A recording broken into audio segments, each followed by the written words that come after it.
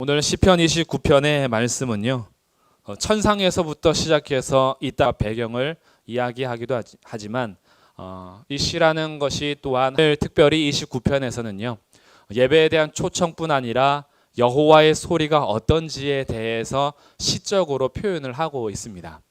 그래서 오늘 이 여호와의 소리에 대해서 드리는 하나님의 백성들에게 무엇을 요구하시는지 우리는 그 말씀에 귀를 기울여 보면 좋겠습니다. 먼저 1절에서 이렇게 시작합니다. 너희 권능 있는 자들아 영광과 능력을 여호와께 돌리고 돌릴지어다. 너희 권능 있는 자들아, 이게 누굴까라는 것이 우리가 질문을 던질 수 있는 거죠. 여기서 말하는 권능 있는 자들이라는 것은 그대로만 번역을 하자면 신들의 아들 이런 뜻인데요. 신들의 아들이라는 것을 권능 있는 자들로 번역을 한 겁니다. 그러다 보니 이 신들의 아들이 도대체 누구냐라는 해석들이 이제 좀 나오겠죠. 그래서 크게 세 가지 정도로 나누게 되는데, 첫 번째는 천사들을 의미합니다. 그래서 너희 권능 있는 자들아라는 것은 천상의 피조물들을 향해서 너희들도 하나님께 마땅히 영광과 능력을 돌려라 라고 요청하는 것으로 볼 수 있고요.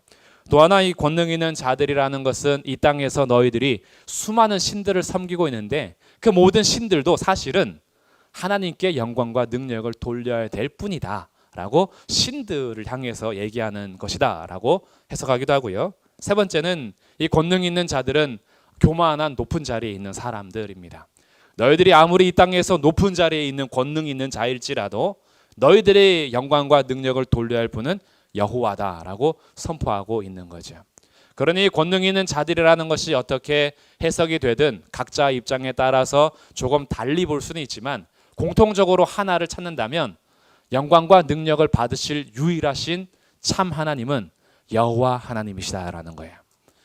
우리가 섬기는 신들은 사실 다 하나님 앞에 무릎을 꿇어야 된 신들일 뿐이지 너희들이 섬기는 유일한 신이 아니다. 너희들이 섬겨야 될 유일한 신은 오직 여호와 하나님이시고, 세상에서 높은 자리에 있는 권능 있는 사람들도 예배를 받아야 하는 사람들이 아니라 그들 또한 하나님 앞에 무릎 꿇고 영광과 능력을 돌려야 되는 피조물일 뿐이다. 이렇게 얘기하는 거죠. 또한 천사들도 경배를 받아야 하는 것이 아니라 천사들 또한 하나님께서 만드신 피조물로서 오직 그 영광과 능력을 하나님께만 돌리는 것이 마땅하다라는 거예요. 그래서 하나님께 영광을 돌려라 라는 것으로 지금 초청을 하는 겁니다. 너희 권능 있는 자들아 영광과 능력을 여호와께 돌리고 돌릴지어다. 그러니 우리가 하나님 앞에 예배한다라는 것은요 정말 귀한 겁니다. 우리가 유일하신 참 하나님, 살아계신 하나님 앞에 함께 기도할 수 있는 것, 예배할 수 있는 것, 정말 바른 신을 찾은 거죠. 우리의 인생이 돌에게 가서 빌고 있다면 얼마나 비참하겠습니까? 우리보다 더 열심히 기도할 수 있잖아요. 우리보다 더 열심히 더 오랜 시간 동안 최선을 다해서 정성을 다해서 돌에게 비는 사람들이 있어요. 실제로 나무를 열심히 깎아두고 그 나무에다가 조각을 열심히 깎아두고 그 조각에다가 최선을 다해서 정성껏 비는 사람들이 있습니다.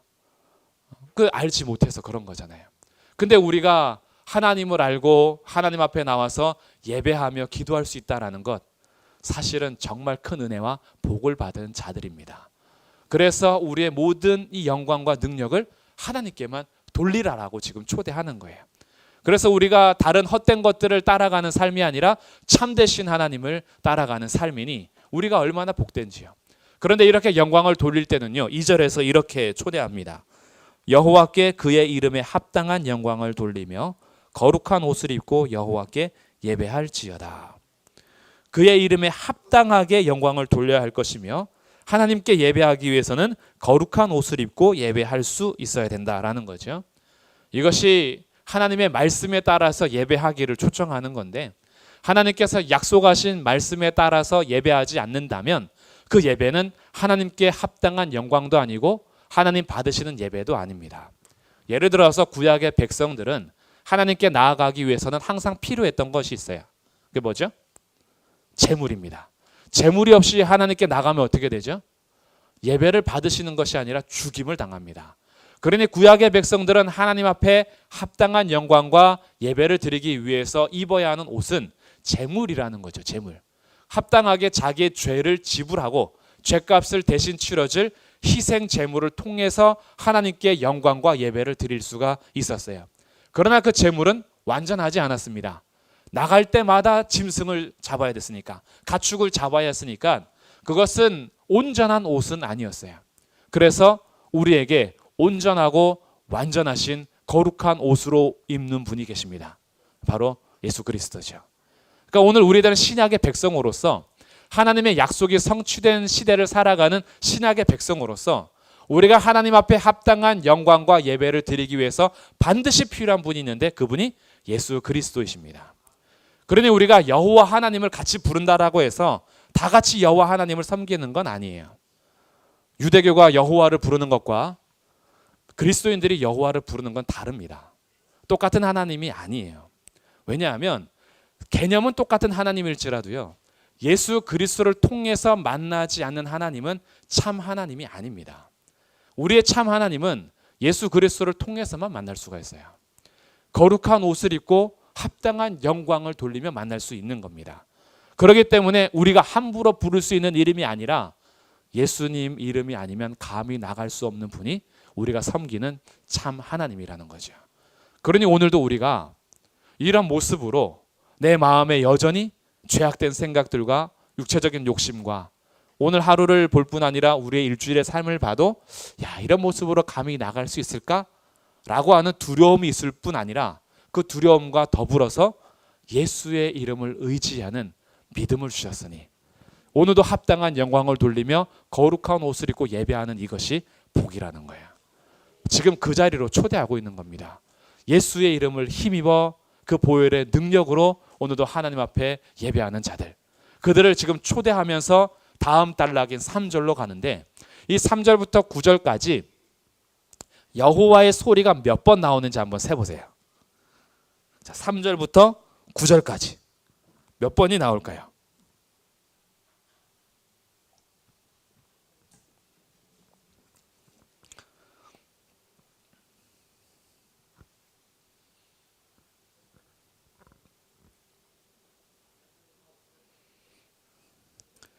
여덟 번도 있고 9번도 있고 막 이러는데 우리가 같은 성경 보고 있는 거 맞죠? 네, 9번도 나오고. 네, 몇 번이요? 8번. 다른 분 없으세요? 7번. 자, 나이가 좀 어린 축에 속하는 분들은 7번, 나이가 좀 많은 축에 속하신 분들은 8번, 9번. 자, 지금 찾는 것이 뭐냐면 여호와가 아니라 여호와의 소리. 여호와의 소리는 몇 번 나오냐 봤더니 자, 3절에 한 번, 4절에 두 번, 5절에 한 번, 7절에 한 번, 8절에 한 번, 9절에 한 번. 몇 번일까요? 7번 나오는 겁니다. 우리가 지금 같은 성경 보고 있는 게 아닌 것 같은 느낌을 받아요. 여호와의 소리는 7번 나옵니다. 이것은 지금 아주 잘 옮겨 놓은 거예요. 히브리어 성경에도 그대로 7번이 나옵니다. 그러니 지금 3절부터 9절까지 여호와의 소리가 어떻다라는 것을 7번을 반복한다라는 것은 이것을 굉장히 강조하고 있다라는 거예요. 그러면 여호와의 소리가 뭐 같아라고 비유하는지 그 비유를 한번 보겠습니다. 먼저 3절에서는 물 위에 있는데 우레 소리와 같답니다. 많은 물 위에 계시대요. 이 많은 물이라는 것은 물이 막 철철 넘칠 때 계곡에서 물살이 세면서 흐르는 소리들이 있죠. 그 소리를 많은 물 소리라 그래요. 그 많은 물 위에 계시는 것 같아요. 그 여호와의 소리가. 4절에서 여호와의 소리는 힘이 있고요. 여호와의 소리가 위험찹니다. 5절과 6절에서는 이 여호와의 소리가 백향목을 꺾어버리시는데 이 나무가 송아지처럼 뛰게 하신대요. 나무가 그냥 펄펄 뛰는 거죠. 여호와의 소리가. 7절 여호와의 소리가 뭘 갈라요? 화염을 가르십니다. 불을 지나가실 수 있는 거. 이 불이 그냥 불이 아니라 지금 불기둥을 이룬 이 화염을 가르시면서 지나가는 게 여호와의 소리다라고 하고 있어요. 8절에서는 뭐가 진동하죠? 광야가 진동합니다. 지진이 지금 일어나다 보니까 9절에서 이 지진으로 인하여서 산사태가 일어난 거예요. 암사슴을 낙태하게 하고 살림을 말갛게 벗기셨다. 이것이 폭풍우를 통해서 산이 완전히 뒤집어지는 산사태의 모습을 비유하고 있는 겁니다. 여호와의 소리가 이렇게 간략하게 보니 여호와의 소리가 지금 뭔가 잔잔한 느낌입니까? 굉장히 웅장한 느낌입니까? 엄청난 거죠. 여호와의 소리가. 여호와의 소리를요, 지금 이 시인은 뭐부터 보고 있냐면, 이 한번 상상을 좀 해보셨으면 좋겠어요. 지금 우리 이 뒤에 있는 산이 헤르몬 산입니다. 이스라엘 가장 북쪽에 그 위에 헐몬산, 헤르몬산이라는 높은 산이 있어요. 높으면 항상 그 위에는 눈이 있죠. 얼음이 있고. 그래서 이 만년설이라고 하는 그런 산을 이 헤르몬산이 가지고 있습니다. 이 눈을. 그러니 이것이 봄이 되거나 건기가 오고 우기가 올 때마다 좀 날씨가 달라지는데, 지금 시인이 보는 것은 이런 상상이에요. 우리 지금 이 뒤에 그 산이 있는 거예요. 근데 그 뒤에 산에서 수증기가 되어 오는 물이 어느 순간에 폭풍우를 몰고 오는데 천둥 소리와 함께 비가 쏟아지고 있는 거예요. 근데 비가 쏟아지니 비만 쏟아지는 것이 아니라 산에서부터 흘러오는 계곡이 철철 넘치기 시작합니다. 천둥 소리와 빗소리가 물을 이루면서 계곡이 넘쳐나면서 지금 범람한 상태에서 우리를 향해서 오고 있는 거예요. 오는데 나무들은 막 뽑혀가고요. 백향목 가지들이 나무가 뽑혀서 막 돌아다니고, 산사태 무너지니까 암사슴들이 지금 막 쫓겨나가고, 그리고 이 흙 무더기와 함께 계속해서 오고 있는 거야. 그 지금 누구한테 오는 거야? 우리를 향해서 오고 있는 거야. 그 저 끝에서 수증기처럼 보이는 것이 천둥과 비바람을 몰고 폭풍처럼 계곡이 완전히 범람하여서 우리를 덮치기 위해서 오는 겁니다. 이럴 때 우리가 그 앞에 딱 서 있다고 생각해 보세요. 몇 년 전에 일본의 뉴스들을 많이 보셨죠. 쓰나미가 덮칠 때, 그때 그 앞에 있는 사람들이 살아남는 건 진짜 어려운 거죠. 갑자기 산사태가 일어나서 나뭇가지와 함께 폭풍우가 몰아치는데 천둥 소리와 함께 올 때, 여기에서는 우리가 감히 아름답다 이렇게 서 있을 수가 없는 거죠. 멋지다, 풍경 좋네 이렇게 할 수가 없는 거예요. 그 앞에서 벌벌 떨 수밖에 없는 겁니다. 얼어가지고요, 얼어붙어서 움직일 수가 없는 거야. 시인은 지금 그것을 여호와의 소리로 비유하고 있는 겁니다. 여호와의 소리가 어떤 부분에서는 세미한 소리로 나타나기도 해요. 세미한 소리 하면은 누가 생각나죠? 선지자 엘리야. 엘리야 앞에는 하나님이 불 가운데도 지진 가운데도 바람 가운데도 안 계시다가 세미한 소리를 통해서 하나님이 계셨어요. 하나님은 그러나 항상 세미한 소리로 나타나지 않으시고, 이 시인은 하나님의 소리가 위험 가운데 임재하시는데 감당할 수 없는 소리로 지금 다가오는 겁니다. 이게 그럼 도대체 무엇을 의미하느냐?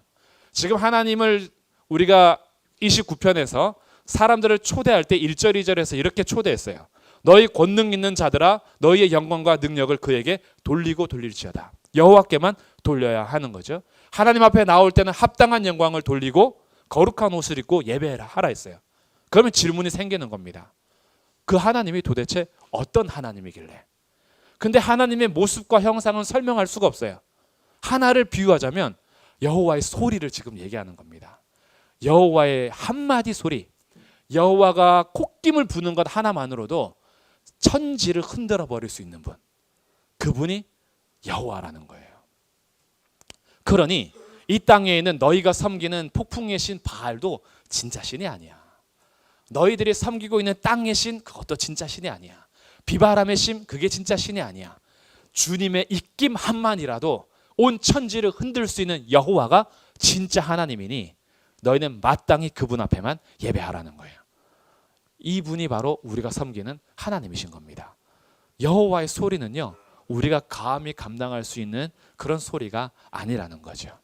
우리 주님께서 지금 나타나셔서 그 소리를 들려주기를 원하시는 겁니다. 우리는 여호와의 소리에 얼마나 귀를 기울이고 있으며 우리 하나님 앞에 어떤 경외감을 가지고 서 계시는지요. 우리들은 하나님 말씀 앞에 무릎 꿇고 두 손 들고 가자, 이것이 이제 올해 우리의 표어예요. 우리가 왜 하나님 앞에 무릎 꿇고 두 손을 드는가?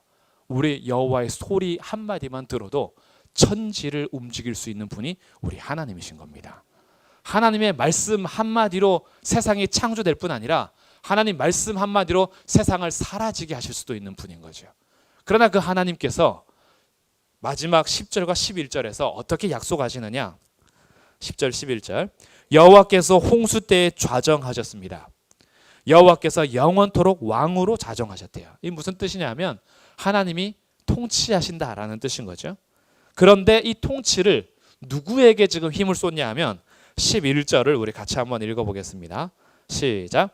여호와께서 자기 백성에게 힘을 주시며 여호와께서 자기 백성에게 평강의 복을 주시리로다. 아멘. 누구에게 힘 주세요? 자기 백성에게. 자기 백성에게 또 무슨 복을 주신다고요? 평강의 복을 주신다고요.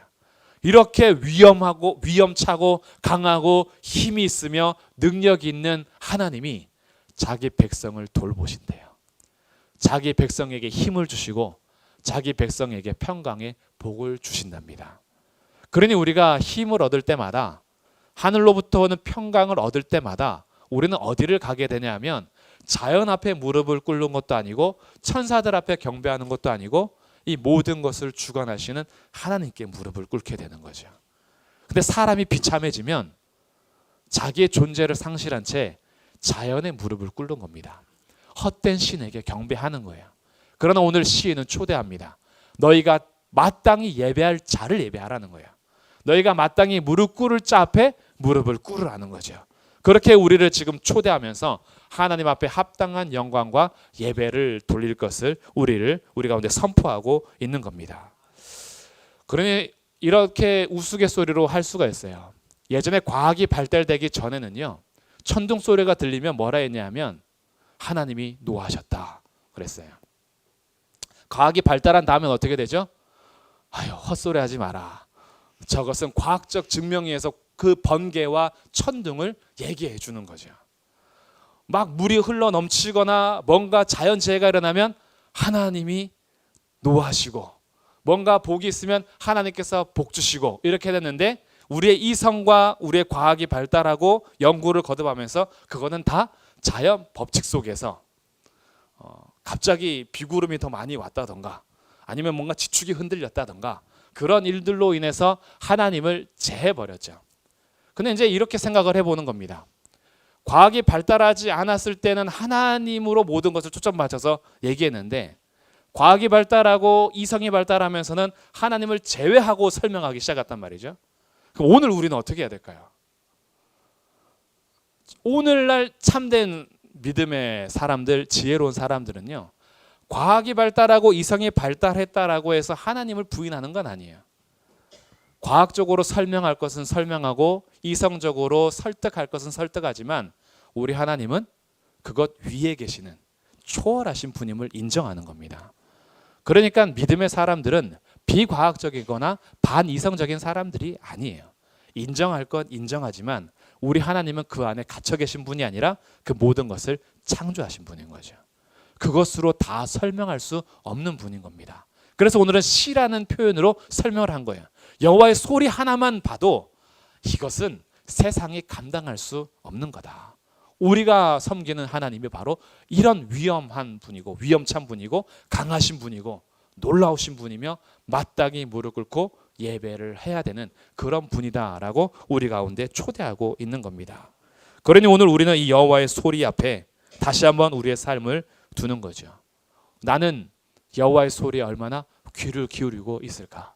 하나님은 이렇게 끊임없이 우리를 보호하시고 자기 백성들에게 돌보실 뿐 아니라 힘 주시고 평강의 복을 주시면서 자기의 권능과 힘을 쏟으시는데 나는 하나님의 소리에 얼마나 귀를 기울이고 있을까? 이런 거죠. 오늘 하루를 살아가는 동안에도 주님께서 우리 가운데 여러 가지 말씀을 하시고 언제나 함께 계십니다. 눈에 보이지 않는다라고 해서 우리 하나님이 나와 함께 계시지 않는 것이 아니라 우리 하나님은 1분 1초도 우리를 놓치지 않으시고 우리를 지키시는 자는 졸지도 아니하시고 주무시지도 아니하시고 낮의 해나 밤의 달도 상하지 못하도록 주님께서 늘 우리를 감찰하고 계십니다. 눈동자를 지키는 것처럼 우리를 지키고 보호하고 계세요. 그런 가운데 주님께서는 언제나 자기 백성에게 말씀하십니다. 그리고 그 말씀에 따라서 순종하며 같이 교제하기를 원하세요. 주님께서 정말로 원하시는 것, 우리라는 것. 주님께서 그 소리를 통해서 우리를 초대하시고 마땅히 하나님 앞에 예배하기를 초대하시는 우리 하나님의 소리. 우리들의 그 위험 앞에 무릎을 꿇을 수 있기를 바랍니다. 우리의 인생이 다 해석되지 않을 때가 있어요. 나는 왜 이런 일을 당하는지 이해가 되지 않을 때가 있습니다. 우리 인생이 다 설명이 되지 않아요. 왜 하필이면 나에게 이런 일이 생겼을까 한탄이 될 때도 있고요. 또 여러 가지 일들 속에서 하나님이 모든 것을 주관하신다면 왜 나한테는 이러시는 거야? 라고 따지고 싶을 때도 있습니다. 모든 것이 다 설명되지 않아도요. 오늘 말씀을 통해서 하나 확인되는 건 그럼에도 불구하고 우리 하나님은 그것보다 훨씬 위험찬 분이시라는 거예요. 하나님을 알아가면 나의 모든 삶이 다 해석되어서 무릎 꿇는 것이 아니고요. 내가 당한 일이 모두가 다 이해돼서 기도하는 게 아니에요. 우리 하나님 그분이 어떤 분인지 알기 때문에 무릎을 꿇는 겁니다. 내 삶을 다 알고 이해가 돼서 무릎 꿇는 것이 아니라 하나님이 어떤 분인지를 알기 때문에 그 하나님 앞에 무릎을 꿇는 거예요. 그래서 성경은 끊임없이 하나님을 가르쳐 주는 거예요. 내가 누구인지 알라는 거예요. 내가 누구인지 너희들이 알고 너희들의 삶이 다 해석되지 않더라도 내가 누구인지 안다면 너희들이 나에게 마땅히 예배하는 것, 합당히 영광을 돌리는 것, 그것이 참된 복 있는 인생이라는 것을 오늘도 가르쳐 주십니다. 오늘 이 밤에 뭔가 아직 해석되지 않는 우리의 인생이나 문제들이 있으시더라도 그 모든 것이 언제 다 해결이 될지 모르겠어요. 그것이 언제 다 이해가 될지 사실 잘 모르겠어요. 그러나 오늘은 위대하고 강하신 주님을 알아가시기 바랍니다. 우리 하나님의 소리가 얼마나 위험찬지 한번 생각해 보세요. 우리 하나님의 능력이 얼마나 위대한지 그분을 보시라는 거예요. 우리 하나님이 능력이 없어서 나를 그 상태로 그냥 두시는 것 아니고 하나님이 우리를 사랑하지 않아서 아직 응답 안 하시는 것도 아니고 하나님께서 자기 백성을 돌보기를 포기하셔서 내 인생 속에서 이해되지 않은 일들이 계속 연속으로 발생되는 것이 아니라 내가 이해할 수 없는 하나님의 또 다른 일이 있겠지만 하나님은 그 위엄과 능력으로 자기 백성에게 힘을 주시고 자기 백성에게 평강의 복을 주시는 분이라는 사실. 그래서 우리 오늘은 기도하실 때요. 내 상황을 먼저 보지 마시고 하나님이 어떤 분인지 먼저 보시고 힘을 얻기를 바랍니다. 하나님이 자기 백성에게 주시는 평강의 복을 오늘 이 밤에 누리시기를 바라요.